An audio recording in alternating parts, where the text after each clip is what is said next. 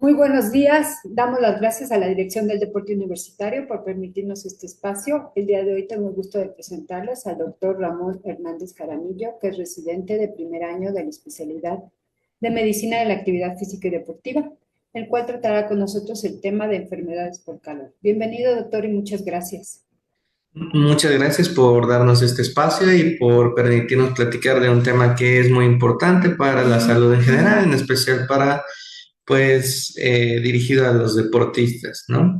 Y pues vamos a empezar, como bien dice, en las enfermedades por calor, ¿vale? Entonces, vamos a empezar primero platicando que, pues, en condiciones el deporte se vuelve cada vez más común y los atletas, tanto de élite como competitivos, en general todas las personas nos vemos afectadas en cuanto al medio ambiente, ya que es algo invariable en esta situación. Entonces, necesitamos tener herramientas para los desafíos que vamos a encontrarnos y vamos a ver que uno de los riesgos que vamos a tener es el medio ambiente y precisamente lo que se va a platicar es acerca del calor. Entonces, vamos a ver que hay riesgos relacionados con el aumento de la temperatura central y de la pérdida de agua relacionada con el sudor y otros factores.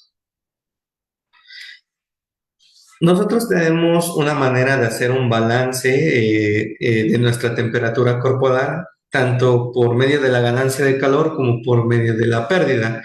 En cuanto a la pérdida de calor, nosotros tenemos maneras de hacerlo por medio de la radiación, que es por medio de ondas electromagnéticas, la conducción, que es el paso del calor por molécula a molécula, la convección, que está mediada en este caso, por el aire, y la evaporación, que es la transformación precisamente de agua al estado gaseoso.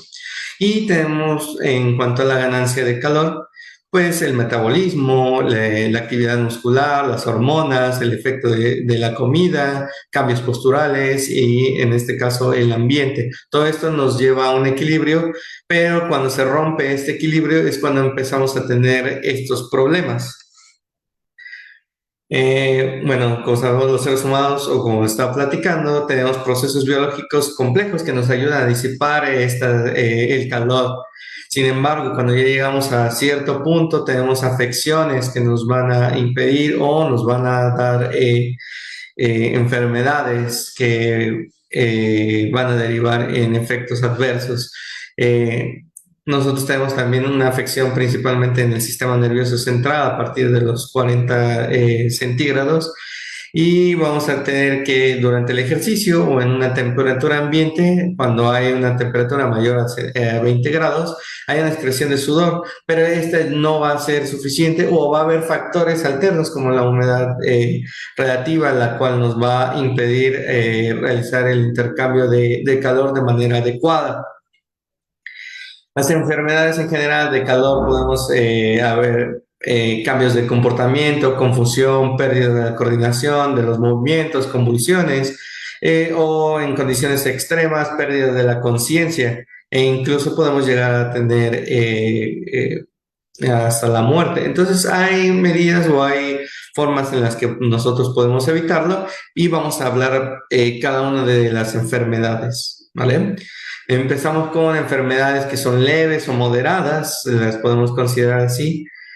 Y pues empezamos con algo que podría ser común, ¿no? Que son los calambres. Nosotros lo definimos como espasmos musculares breves, intensos, que pueden aparecer en brazos, piernas y o el abdomen. ¿Qué factores nos pueden llevar a esta condición? Pues claro, podemos tener la sudoración abundante, deshidratación, deficiencia de electrolitos, fatiga musculares y exposición a temperaturas altas de manera prolongada. ¿Cómo podemos hacer el diagnóstico de estas? Pues simplemente son espasmos, dolores que son referidos por el paciente, abultamientos debajo de la piel y en general los signos vitales los vamos a encontrar normales, ¿vale? Lo recomendable en este tipo de situaciones es suspender la actividad, hacer ejercicios de estiramiento, masajes gentiles para el músculo afectado y principalmente la rehidratación oral con electrolitos. ¿Qué otras situaciones podemos encontrar? Pues está la fatiga asociada al calor, que es la enfermedad más común asociada a esta. Vamos a ver que hay un impedimento para sostener el gasto cardíaco y vamos a ver una pérdida de agua y electrolitos que van a estar asociadas con la elevación de la temperatura central. Esto va a ser en una temperatura entre los 38 hasta los 40 grados centígrados. Vamos a ver que los factores de riesgo o lo que nos puede llevar a esta situación son la alta grado de sudoración, ejercicios de alta intensidad, temperaturas altas y una alta humedad en el ambiente, como ya habíamos platicado. ¿Qué diagnóstico o cómo podemos diagnosticar esta enfermedad? Pues por medio de que haya una diaforesis, o sea, que haya una sudoración, haya palidez, que la presión arterial esté baja, haya una frecuencia de cardíaca y una respiración alta. Vamos a tener que la temperatura central va a estar entre los 38 o 40 grados y no hay afección en la parte neurológica, ¿vale? A diferencia del colapso cardiovascular asociado igual al calor, que podemos platicar después. ¿Qué podemos hacer en estos casos? Pues vamos a colocar al paciente en un espacio que sea más frío, a una temperatura un poco más templada.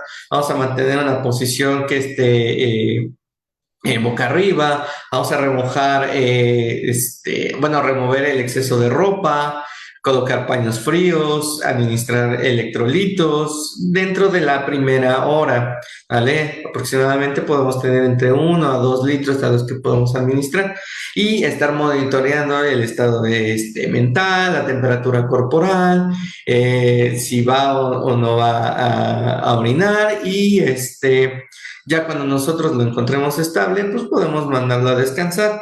Lo recomendable en este tipo de situaciones es que nosotros regresemos a las actividades físicas de 1 a 2 días después de estos acontecimientos, ¿vale? No de manera inmediata a la afección.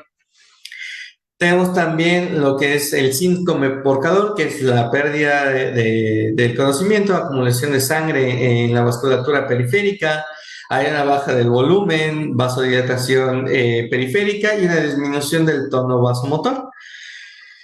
De esto, lo que vamos a tener o como factores que nos pueden llevar a este acontecimiento es la inadecuada aclimatación, deshidratación, personas que han estado mucho tiempo parados o personas que de alguna manera se han parado rápidamente para llevar de un estado sentado o acostado durante mucho tiempo.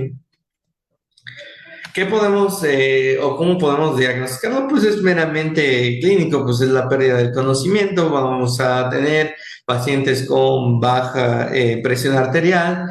De antemano pueden decir que han presentado mareo, empiezan con visión borrosa y la temperatura corporal se puede encontrar normal. Lo que nosotros podemos hacer es trasladar al paciente a una zona de menor temperatura, realizar los tratamientos anteriormente mencionados y pues cuando haya una recuperación del estado de conciencia, una rehidratación oral. Y tenemos en cuanto a las enfermedades graves del calor, la propuesta como el golpe de calor, que esto se define como un trastorno generado por el aumento del calor corporal secundario a la exposición prolongada a altas temperaturas. ¿Qué factores nos pueden llevar a esta parte? Igual que las anteriores, podemos encontrar una falta de aclimatación, una exposición continua al calor durante varios días, deshidratación, golpes de calor previo en caso de que hayan tenido, pues esto también es un factor. La falta de sueño, que no hayan dormido bien, quemaduras solares, infecciones y trastornos de las glándulas sudoríparas que nos van a impedir una correcta excreción del sudor. ¿Cómo vamos a hacer el diagnóstico de esta? Pues normalmente es una temperatura corporal que vaya a ser mayor a los 40 grados, la presión sistólica va a estar menor a 100 milímetros de mercurio, va a haber la frecuencia cardíaca va a estar aumentada, la frecuencia respiratoria está aumentada, hay sudoración abundante y en este caso sí vamos a tener alteración del estado mental, vamos a tener pacientes confundidos, vamos a tener pacientes que con disociación, con convulsiones o incluso hasta el coma. Entonces, ¿Cuál es el tratamiento? Pues siempre hay que, en estos casos, tener ahora sí que una vía aérea permeable, que en caso de que tengamos que actuar de otra manera, nosotros en la parte médica, vamos a tener que hacer un enfriamiento que sea menor a los 39 grados centígrados. ¿Esto cómo lo podemos llevar? Pues por medio de una sumersión en agua fría o por medio de paños de agua helada en cabeza, tronco, extremidades, que nos permitan hacer la disipación de este calor. En estos casos no están recomendados los antipiréticos para el tratamiento porque no nos funcionan, no es como la medida en la que actúan estos medicamentos. Lo adecuado en esto es referir al hospital para que pueda haber una hidratación por medio de vía intravenosa y se recomienda que el retorno al juego o el retorno a las actividades físicas sea de al menos una semana como mínimo. Nosotros pensamos a veces que, pues, si nos podemos hidratar más, podemos compensar este tipo de situaciones y no siempre es esta una de las medidas adecuadas, porque podemos tener otra enfermedad que esté asociada a esto, que es la hiponatremia, que es una reducción plasmática del sodio sérico en las primeras 24 horas y la mayoría de estos pacientes son asintomáticos, pero pues puede haber como factores de riesgo la sobrehidratación, como les estaba platicando, y el exceso de la sudoración, en donde vamos a tener la pérdida de este soluto. Como diagnóstico podemos hacer diferenciarlos entre leves y graves. Los leves va a ser la fatiga, la debilidad, náusea, vómito, dolor de cabeza y oliguria o discinesia, que nos van a llevar también, o puede haber en síntomas graves, convulsiones, somnolización, confusión, coma. Entonces, ¿cómo lo debemos de hacer? Pues hay pues una restricción hídrica, o sea, de manera adecuada, comer alimentos que sean salados y en caso de que tengamos una hiponatremia grave, pues llevarlo al hospital para una restabilización. Nosotros podemos hacer como un diagnóstico por medio de la orina y basándonos en la colorimetría de la orina. Entonces, si tenemos excesos de fluidos, pues no va a haber color. Si tenemos un amarillo que no podemos tener como normal, si es un amarillo un poco más profuso, va a haber deshidratación y si vamos a tener un color ámbar en nuestra orina, pues ya estamos muy deshidratados, incluso naranja podemos haber afecciones ya en otros sistemas, entonces pues hay que tener esto en consideración. ¿Cómo podemos evitar estas enfermedades? Pues uno de los métodos o realización de esto es por medio de la aclimatación. Nosotros lo podemos hacer tanto de manera natural, que sería la aclimatización, y la aclimatación, que sería de manera artificial. Esta exposición a estresantes nos va a permitir elevar la temperatura central, tanto como de la piel como de la sudoración. Nosotros vamos a ver beneficios a partir de la primera semana, pero podemos encontrar una reducción de esta misma en un 75% a las 3 semanas. Entonces, lo adecuado, se los presento en la siguiente diapositiva, es que nosotros tengamos de 7 a 14 días de exposición con un entrenamiento a partir de los 90 minutos o también se puede hacer de manera prolongada hasta 2 horas, pero con descansos divididos en 1 hora y 1 hora con ejercicio aeróbico, ¿vale? Esto debe de ser con incremento gradual de la intensidad y de la duración que nos va a permitir hacer un adecuado ejercicio y exposición. Y esto sería todo por el momento. Muchas gracias, doctor. Ve que tuvimos una onda de calor importante aquí en la Ciudad de México. ¿Usted cree que con esas condiciones podía haber golpe de calor frecuente?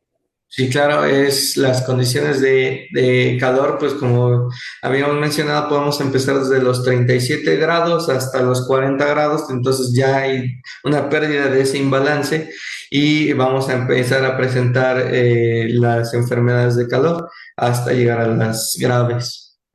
¿Y tiene algo que ver la humedad para este padecimiento? Sí, claro, la humedad también está relacionada en cuanto a este tipo de situaciones. Nosotros cuando tenemos una humedad relativa arriba del 60% en una temperatura de 35 grados, a una exposición de ejercicio de más de 30 minutos, tanto de leve a moderada, podemos ver afección de estas capacidades porque no hay una evaporación correcta, que es nuestro sistema principal durante el ejercicio.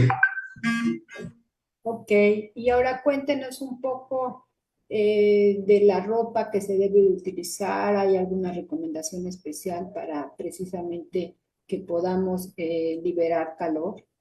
Sí, claro, la ropa tiene que ser de unas características que sean delgadas, permitan la transpiración y nos permitan de esta manera generar adecuadamente los mecanismos antes mencionados, tanto la evaporación como la radiación, convección y conducción de este mismo pues, calor para ¿Es- evitar estas ¿Esta enfermedades. ropa dry fit funciona?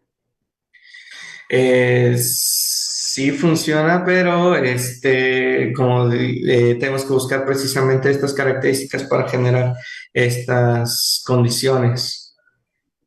Ok, muy bien. ¿Y hay alguna edad en que es más de riesgo el golpe de calor? ¿En niños, en adultos mayores? ¿Hay algunas recomendaciones especiales? Sí, claro, nosotros tenemos que las condiciones extremas de la vida son precisamente las más afectadas, como bien lo comenta doctora. Los niños son uno de la población en riesgo que puede verse afectada y los adultos mayores, precisamente por estas pérdidas de agua de manera insensible. Entonces podemos tener estas afecciones de calor. Sí, también porque su metabolismo no es muy maduro, sobre todo en niños pequeños, y no eliminan fácilmente la temperatura. Por eso la recomendación siempre son pues que los sumerjan en tinas, incluso cuando les da fiebre, ¿no? Que los Sí, sumerjan en tinas con agua fría o que le pongan paños húmedos, porque como bien menciona usted, puede ocasionar problemas a nivel del sistema nervioso central. ¿Alguna recomendación para terminar, por favor? sí, claro, pues en primer lugar, pues la hidratación es una de las condiciones más importantes en esta, de manera adecuada para que no tengamos otras afectaciones, como habíamos comentado, la hiponatremia,